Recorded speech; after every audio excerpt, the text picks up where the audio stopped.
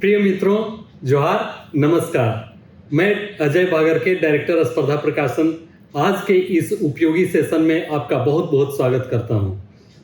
मित्रों, जैसा कि आपको मालूम है कि स्पर्धा प्रकाशन ने कल अनाउंस किया था कि RFO की परीक्षा जो अभी हाल ही में संपन्न हुई है उसके मेंस के प्रिपरेशन के लिए कोर्स ला रही है। और मुझे यह बताते हुए काफ़ी खुशी हो रही है कि आप लोगों ने इसको काफ़ी पॉजिटिव वे में लिया है और अनाउंसमेंट के बहुत कम समय में ही बहुत सारे छात्रों ने रजिस्ट्रेशन करा लिया है। जो छात्र शुरू में हमारे साथ जुड़ गए हैं, निश्चित रूप से उन्हें कुछ फाइनेंशियल गेन तो हुआ ही है, साथ ही साथ उन्हें सिस्टमेटिक वे में शुरू से ही हमसे जुड़कर अपने प्रिपरेशन को आगे ले जाने का एक मौका मिला है। तो मित्रों, मैं चाहूँगा कि वैसे छात्र जो इस परीक्षा को काफ़ी गंभीरता से ले रहे हैं वह निश्चित रूप से हमसे जुड़े और अपनी तैयारी को एक नई ऊंचाई दें।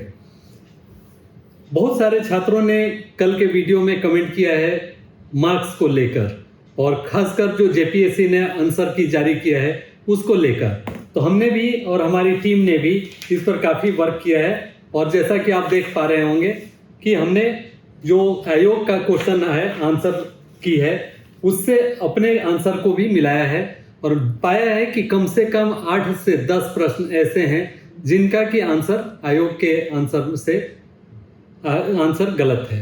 तो निश्चित रूप से वो सारे आंसर अपडेट होंगे, रेक्टिफाई होंगे, और हमारे जो छात्र, हमारे जो एडिटोरियल टीम के मेंबर इस परीक्षा को दे रहे हैं उनके थ्रू हमने सोर्स निकालकर आपत्ति भी दर्ज करवाने की कार्रवाई प्रारंभ करा दी है। तो जिन छात्रों को इसके हिसाब से 100 के आसपास मार्क्स आ रहा होगा और वो जनरल कैटेगरी में आते होंगे, वो निश्चित रूप से मानेंगे कि उनका 5 से 10 क्वेश्चन मार्क्स और बढ़ने वाला है। तो मित्रों, ये तो इसकी चर्चा पहले भी पूर्व के वीडियो में हम लोगों ने की थी।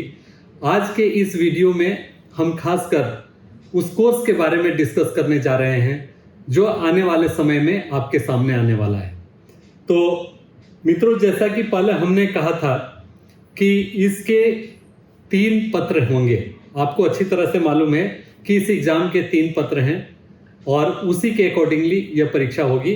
तो आइए अब हम चलते हैं और बात करते हैं कि आखिर इस परीक्षा को हम कैसे लेकर चलेंगे और कैसे आपकी तैयारी हम अपने साथ पूरी कराएंगे। आप अपने स्क्रीन पर देख पा रहे होंगे कि JPSC RFO mains 2025 ultimate course हमने नाम दिया है, और मुझे यकीन है कि इससे बेहतर तरीके से आपको तैयारी करने का मौका नहीं मिलेगा। और ज्ञान के बारे में क्या कहना है, ज्ञान अनमोल होता है। अगर आपके पास कहीं से भी कुछ ज्ञान मिल जाता है तो कब उसका उपयोग आपके लाइफ में हो यह कोई नहीं जानता। और खासकर जब इस प्रतियोगी दौर में एक एक मार्क्स बहुत इंपॉर्टेंट होता है, तो आपको निश्चित रूप से जहाँ से भी अच्छी सामग्री मिल रही हो, अच्छे मटेरियल्स मिल रहे हों और आपके सामने एक दुर्लभ अवसर, एक सुनहरा अवसर उपलब्ध हो, तो उसको पाने के लिए उस ज्ञान को प्राप्त करने की कोशिश करनी चाहिए। क्योंकि बाद में थोड़े सा से अगर आप चूकते हैं तो जीवन भर के लिए अफसोस का कारण बन जाता है। तो मित्रों, मैं उम्मीद करता हूं कि आप जो भी हमारे साथ जुड़े हैं वह एक नई जर्नी जो शुरू हम कर रहे हैं उसका आनंद लेंगे और भरपूर ज्ञान प्राप्त करेंगे और कोशिश करेंगे हमें भी उस तरह से करने के लिए उत्साहित करेंगे, क्वेश्चन आंसर सेशन में आकर और अपने क्वेरीज जहाँ जहाँ भी हो उसे रेज करके।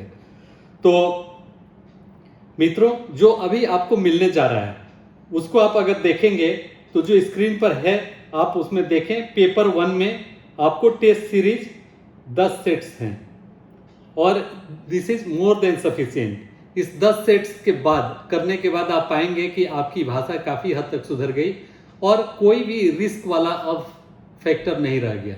क्योंकि अगर आप और सारे पेपर में जिस पर कि आपका मेरिट लिस्ट डिसाइड होना है उसमें अच्छा कर जाएं और किसी कारण से इसमें चूक जाएं तो इससे बड़ा अफसोस वाली स्थिति कोई नहीं हो सकती है। इसलिए इस 10 सेट्स करने के बाद से निश्चित रूप से आपका वह शंका दूर हो जाएगी और आप इस पत्र को क्वालिफाई कर लेंगे। पेपर 2 में आप देख रहे होंगे कि टेस्ट सीरीज है जो जीके का सेक्शन है, जनरल नॉलेज का, और इसमें भी हम आपके लिए टेस्ट सीरीज ला रहे हैं, वह 10 सेट्स का होगा। 10 सेट जब आंसर राइटिंग आप कर लेंगे इतने का, तो आप देखेंगे कि फिर आपके लिए कुछ भी असहज नहीं है। कोई भी प्रश्न जो आपके एग्जाम में पूछे जाने की संभावना हो सकती है, उसको लिखने में आपको कोई दिक्कत नहीं है। तो ये आपका 10 सेट्स उसमें मिलेगा। इसके शेड्यूल के बारे में कल ही हम लोगों ने जिक्र कर लिया था, वह आपको चाहे तो फिर से आप उसको देख सकते हैं, या उसका पीडीएफ भी आप हमारे स्पर्धा लर्निंग प्लेटफॉर्म ऐप पर जाकर देख सकते हैं। वहाँ आपके लिए परमानेंटली वो अवेलेबल रहेगा। अब आते हैं ऑप्शनल पेपर, जो इन्वायरमेंटल साइंस को हम लेकर चल रहे हैं, ईवीएस, और इसमें आपको टेस्ट सीरीज में 6 सेट्स मिलने हैं। ये भी काफ़ी है। इतना का आंसर अगर आप प्रॉपरली लिख लेते हैं तो आपको एग्जामिनेशन हॉल में सोचना नहीं पड़ेगा कि किस प्रश्न का उत्तर क्या होगा। एक बार जो आप कलम उठाएंगे, सो फिर आप लास्ट करके ही उस प्रश्न पत्र को रुकेंगे। तो यह टेस्ट सीरीज इसी उद्देश्य से लाया गया है कि ताकि आपकी लिखने की एक हैबिट डेवलप हो जाए और एग्जामिनेशन हॉल में आपको कोई असुविधा नहीं हो, आप आसानी से लिख सकें और पूरी कर सकें। उसके बाद जो लेक्चर्स आपको मिलेंगे और हैंडआउट्स मिलेंगे। लेक्चर्स आपको इसमें 25 आवर्स का से भी अधिक का लेक्चर मिलेगा, और वो भी ऋत्विक सर के द्वारा, जो कि ईवीएस के काफ़ी एक्सपर्ट हैं और हमेशा ही इनको इस पेपर में यूपीएससी में भी अच्छे मार्क्स आते रहे हैं।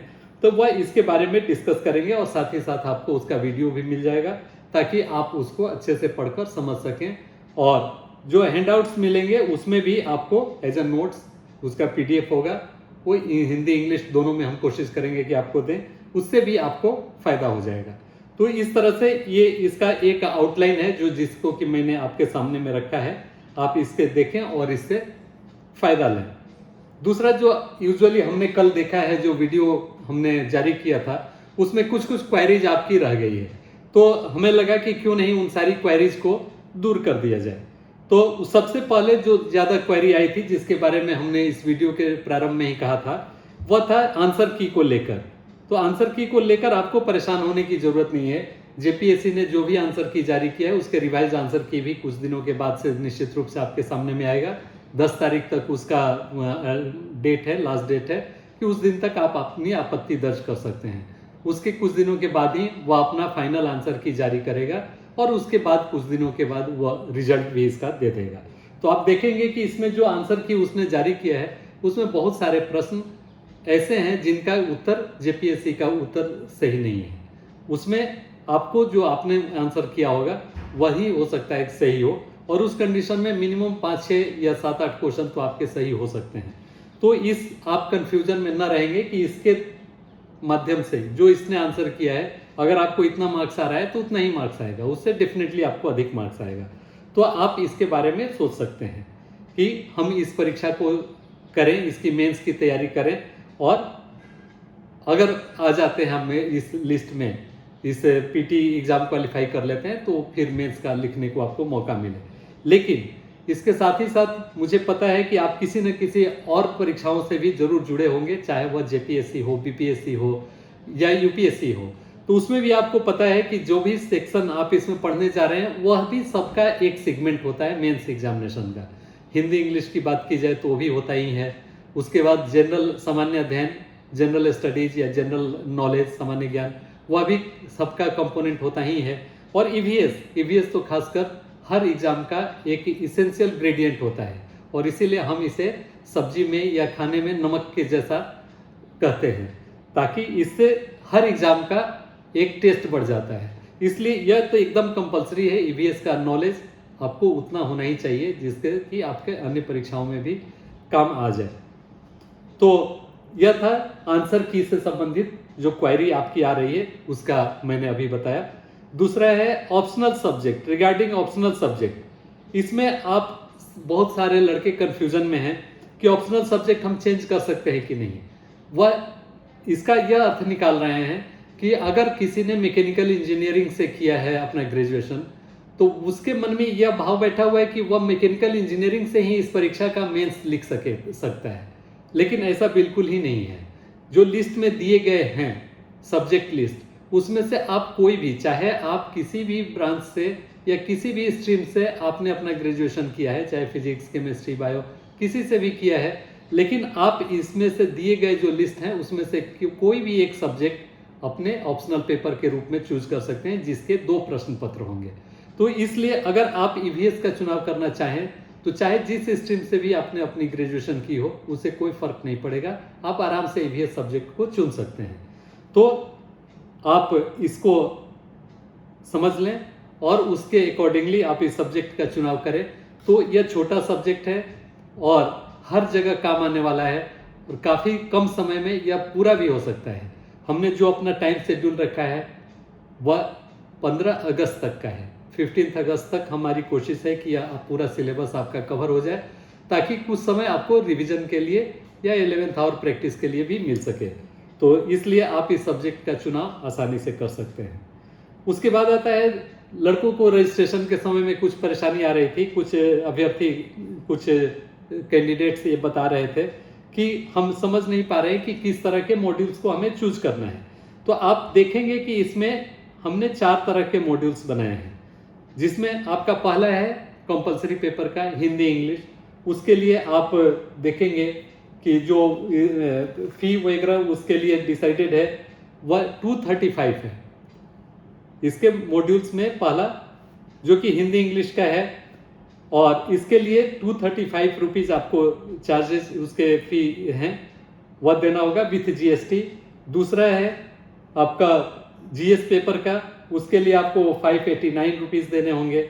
और तीसरा है कंपलसरी ऑप्शनल पेपर ईवीएस का, जिसके लिए 2017 रुपये आपको देने होंगे।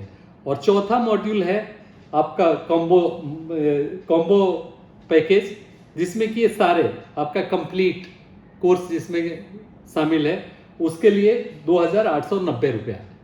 और आपको जब आप पेमेंट करने जाएंगे तो उस समय में प्लेटफॉर्म कूपन के रूप में आपको प्लेटफॉर्म 20 कूपन दिखाई देगा, वो आप करेंगे तो जो 20 रुपीज़ आपका है वो लेस होकर फाइनली 2890 रुपये 2890 रुपीज़ में आपको मिल जाएगा। तो ये मॉड्यूल इस तरह का है, इसमें से आप जो भी कंफर्टेबल हों, जिसमें भी आप चाहते हो वह आप ले सकते हैं।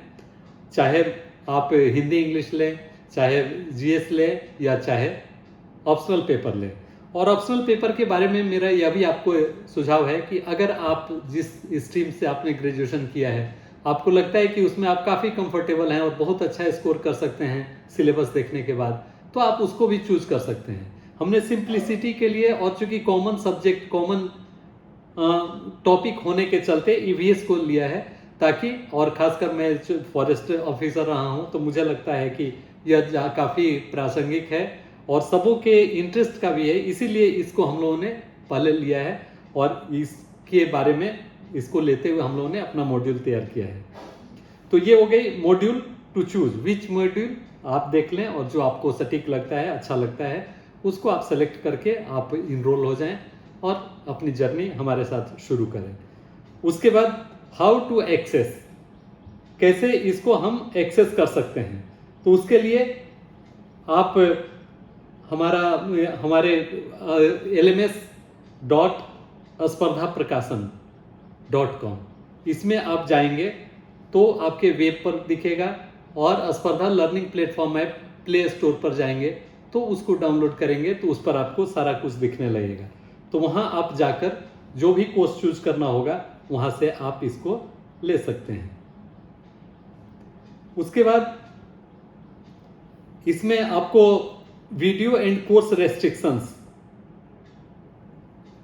चूंकि समय बहुत कम है और इसके सिंप्लिसिटी के लिए आपको आगे भी अपनी तैयारी जारी रखनी है, तो जो भी वीडियोज है उसको आप 2 बार तो आराम से उसको देख पाएंगे, एक जब कोर्स हो जाए उसके बाद, और दूसरा जब रिवीजन का आपका टाइम आए उसके बाद।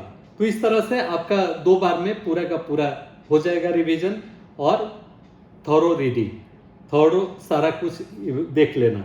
तो वीडियो एंड कोर्स रेस्ट्रिक्शन आप इसके साथ एसोसिएटेड है, 2 बार आप आराम से इस पूरे के पूरे वीडियो को देख सकते हैं। तो इसका आप लोग काफ़ी फायदा और एडवांटेज ले सकते हैं।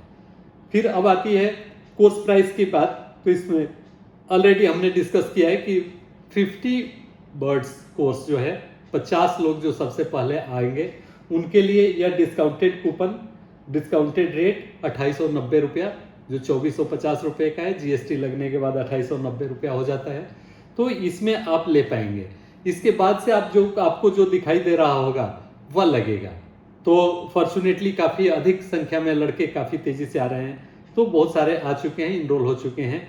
मैं चाहूँगा कि आप भी ले लें, ताकि उसके अंदर अगर आ जाते हैं तो कुछ आपका फाइनेंशियल बेनिफिट आपको हो जाए। तो ये कोर्स प्राइस के बारे में डिस्कशन कर दिया है। फर्स्ट पेपर के लिए 235, सेकेंड के लिए 589, थर्ड के लिए 2017 और कॉम्बो अगर आप लेते हैं तो 2890। तो ये है इसका कोर्स प्राइस।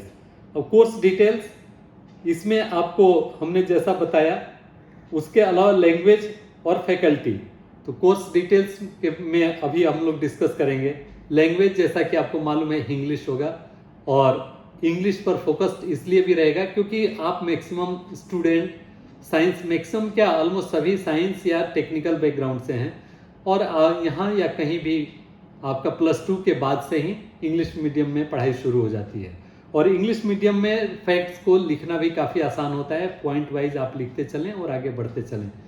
जानने के लिए आप इंग्लिश, हिंदी में भी आप समझ सकते हैं, इजी डिस्कशन के लिए आपको आसानी से समझ में आ जाए चीज़ें, इसलिए हिंदी और इंग्लिश दोनों में बताई जाएगी।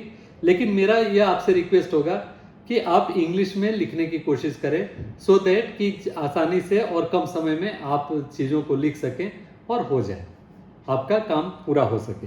तो इसके बारे में, और फैकल्टी में जैसा कि मैंने बताया कि अधिकांश पोर्शन जो EVS का है वो ऋत्विक सर लेंगे, और फॉर्चुनेटली उन्होंने टाइम दे दिया है। उनका ट्रेनिंग जो IAS वाला है वो शुरू होने वाला है अगस्त 22 से, तो उसके पहले हमारे पास प्रचुर टाइम था कि आपके लिए EVS का सेक्शन उनसे करा सकें, तो उसका आप एडवांटेज लीजिए। अब अगले स्टेप में आते हैं, जो एग्ज़ाम फॉर्मेट है उसके बारे में आप देखें। आप देख भी चुके होंगे, मेरे पास जो JPSC का सिलेबस जो उसने दे रखा है और एग्जाम पैटर्न भी है, उसका भी ओरिजिनल कॉपी है। तो भी उसको हम लोगों ने आपके लिए सिस्टमेटिक वे में इस ग्राफिक्स के थ्रू लाया है, वो आप देखें कि ये 2 पार्ट इसको हम लोग इसको डिवाइड कर सकते हैं। इसको पहले पार्ट में कंपलसरी पेपर जो कि सबों को देना है, और उसमें उसका भी फर्स्ट पेपर जो है वो हिंदी और इंग्लिश का है।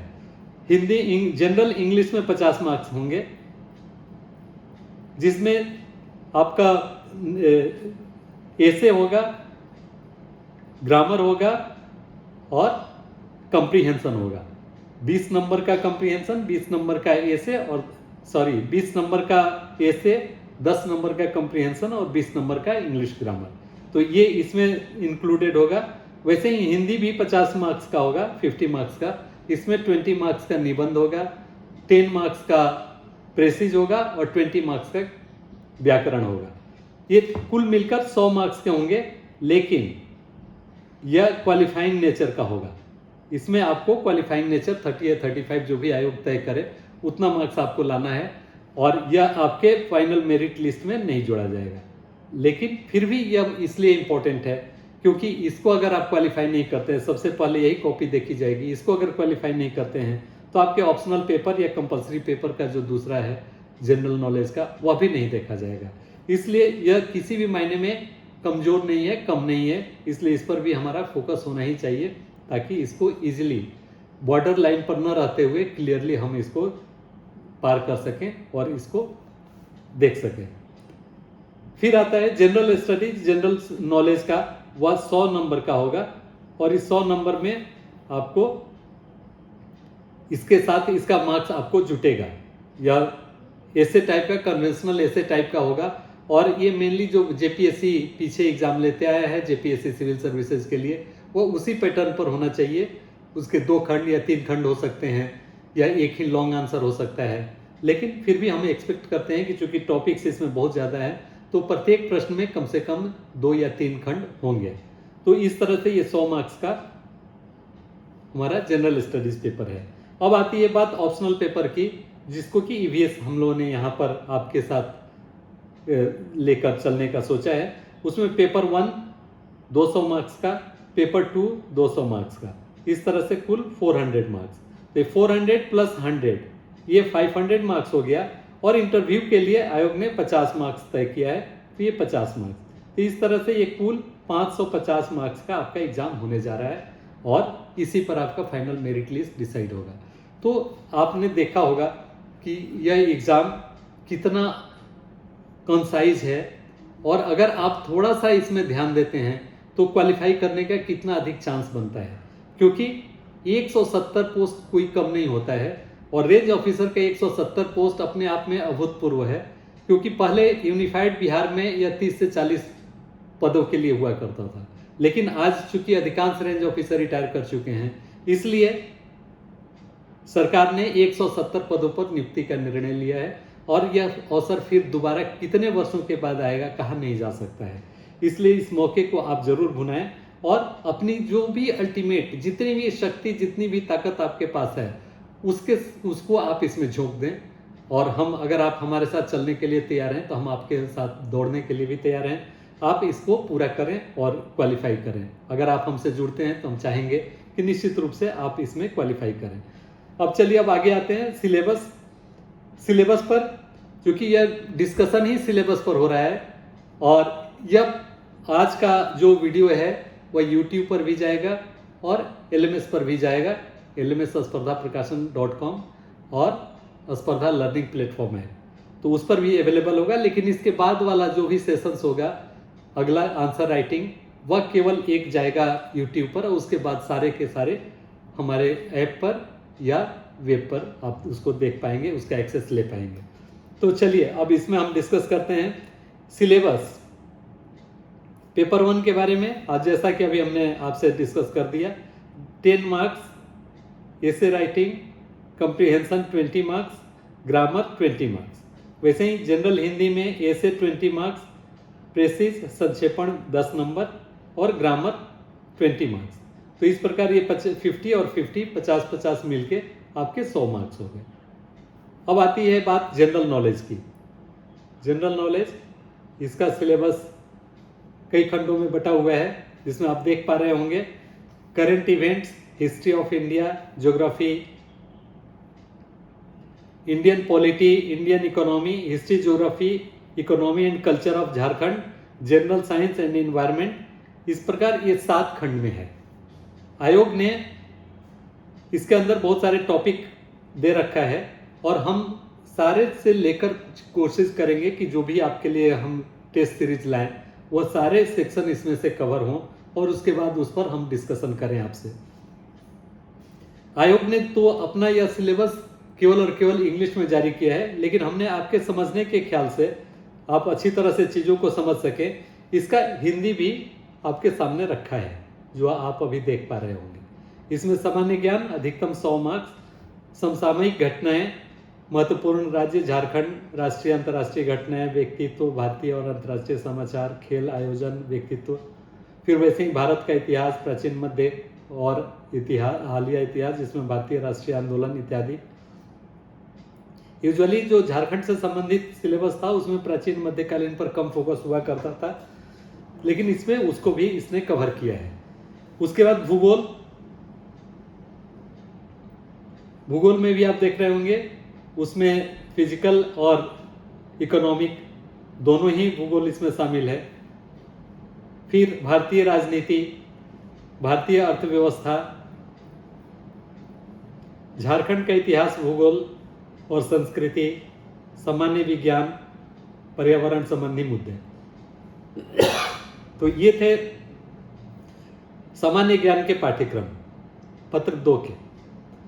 अब आते हैं ईवीएस ऑप्शनल पेपर, जो ईवीएस के रूप में हम लोग ने ऑप्ट किया है। इसमें भी आप देखेंगे फंडामेंटल्स ऑफ एनवायरनमेंट, ये टोटल 9 चैप्टर है इसमें, जिसमें आप देखेंगे fundamentals of environment, ecosystem, natural resources, environmental pollution. तो ये आपके पेपर 1 का पार्ट है। इसमें चार टॉपिक्स है, fundamentals of environment, ecosystem, natural resources and there management, environmental pollution. तो ये 4 सेक्शन से आपके प्रश्न पूछे जाने हैं, काफी इंपॉर्टेंट और बड़े बड़े प्रश्न हैं।